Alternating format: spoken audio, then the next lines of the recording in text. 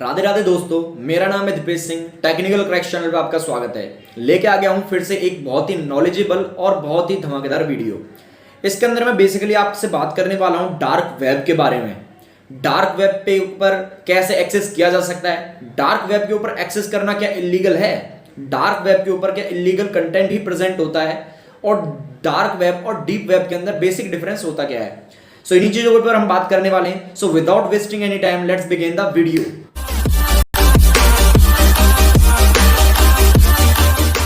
सबसे पहले देखते हैं कि इंटरनेट जो है वो दो पार्ट्स के अंदर डिवाइडेड किया गया है। सबसे पहला पार्ट आता है सरफेस वेब और सेकंड पार्ट आता है डीप वेब।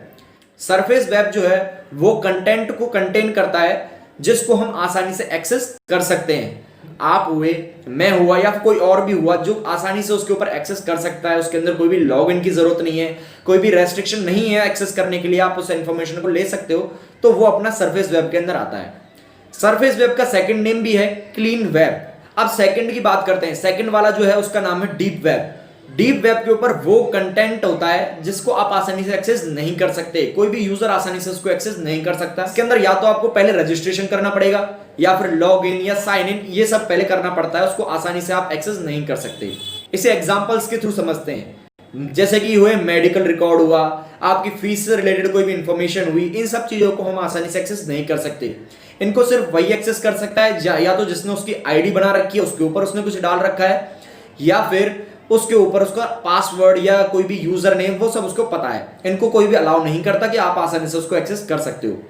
और डीप वेब का सबसे बेस्ट एग्जांपल हम जीमेल को ले सकते हैं, जिसके ऊपर आप कुछ भी डाल सकते हो अपने जीमेल के ऊपर, लेकिन उसको कोई भी थर्ड पर्सन या सेकंड पर्सन एक्सेस नहीं कर सकता विदाउट आपकी परमिशन के, क्योंकि उसके ऊपर जो पासवर्ड लगा हुआ है वो उसको रेस्ट्रिक्ट करता है किसी को भी उस कंटेंट को देखने से। अब इसी डीप वेब का एक पार्ट होता है डार्क वेब। अब डार्क वेब बेसिकली वो वेब है जिसको गूगल सर्च इंजन भी एक्सेस नहीं कर सकता। मींस डार्क वेब के ऊपर वो कंटेंट है जिसको इंडेक्स नहीं किया जा सकता जो नॉर्मल सर्च इंजन है, जैसे कि आपका याहू हो गया, बिंग हो गया या फिर गूगल हो गया, ये उसको एक्सेस नहीं कर सकते। इसको एक्सेस करने का एक ही तरीका है, स्पेशल ब्राउजर, और उस स्पेशल ब्राउजर का नाम है टॉर, I2P, और भी कई सारे होते हैं, लेकिन इन सब के अंदर सबसे जो फेमस है वो टॉर ब्राउजर है। डार्क वेब के ऊपर जो है वो इलीगल कंटेंट बहुत सारा है, लेकिन ऐसा नहीं है कि सिर्फ डार्क वेब के ऊपर इलीगल ही कंटेंट है, उसके ऊपर लीगल कंटेंट भी काफी सारा है। उसको हम और आप एक्सेस कर सकते हैं। इसका कोई भी कुछ नहीं है कि आपको डार्क वेब को एक्सेस करना ही इलीगल माना गया है, ऐसा नहीं है। डार्क वेब के ऊपर आप अगर कोई इलीगल वर्क करोगे तो वो इलीगल है। अगर आप उसके ऊपर लीगल वर्क करते हो तो उससे कोई खतरा नहीं है, आप उसको एक्सेस कर सकते हो आसानी से यूजिंग टॉर ब्राउजर। और भी कोई ब्राउजर है, लेकिन टॉर मैं आपको सजेस्ट करूंगा, टॉर ही अच्छा है। इसके ऊपर जो इलीगल वर्क होते हैं वो काफी सारे हैं, जैसे कि गन्स की सप्लाई करना, ड्रग्स की सप्लाई करना, और भी काफी सारे लीगल वर्क्स हैं जो कि इसके ऊपर होते हैं। डार्क वेब जो है उसको टॉर ब्राउजर की हेल्प से आप एक्सेस कर सकते हो, और इसको एक्सेस करने का एक पूरा प्रोसीजर होता है। जैसे कि अगर आप किसी गूगल से एक्सेस करने की कोशिश करते हो किसी भी चीज को, तो वो गूगल VPN के थ्रू आप उसको प्रोटेक्ट कर सकते हो। अगर आप किसी साइट पे गए और उस साइट के ऊपर आपको पता करना है कि इसको किसने एक्सेस किया था, तो उस पर पता किया जा सकता है, क्योंकि वो आपको भेजेगा एक VPN पे, और VPN किसी का भी पर्सनल होता है, तो वो उसको बता देगा कि इस VPN से इस जगह से यूज किया गया था, तो आपको पता चल जाता है कि यार यहाँ पे से एक्सेस हुआ था। लेकिन टॉर ब्राउजर ऐसा नहीं होने देता। टॉर ब्राउजर जो है वो काफी सारे VPNs का यूज करता है और उसके बाद किसी आपके कंटेंट के ऊपर पहुंचता है, और उस कंटेंट पे पहुंचने के बाद अगर उसको कोई देख भी लेता है कि इस कंटेंट को किसने विजिट किया, तो वो एक VPN पे नहीं कई सारे VPN होते हैं, तो उसको आइडेंटिफाई नहीं किया जा सकता कि इसको किसने एक्सेस किया था। इसी वजह से उसके ऊपर काफी सारे लीगल वर्क होते हैं, और इसी वजह से काफी हैकर्स की जो मनपसंद चॉइस होती है वो डार्क वेब ही होता है। अब मैं आपको ये बताऊं कि यार डार्क वेब को आपके लिए एक्सेस करना सही है या नहीं।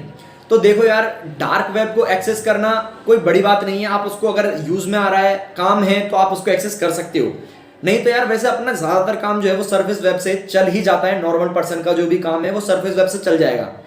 लेकिन डार्क वेब को मैं एक्सेस करने की सलाह नहीं दूंगा। हाँ, ये लीगल है, आप इसको एक्सेस कर सकते हो, लेकिन मैं इसकी सलाह इसलिए नहीं दूंगा क्योंकि यार ये हैकर्स की बहुत ज्यादा मनपसंद चॉइस है।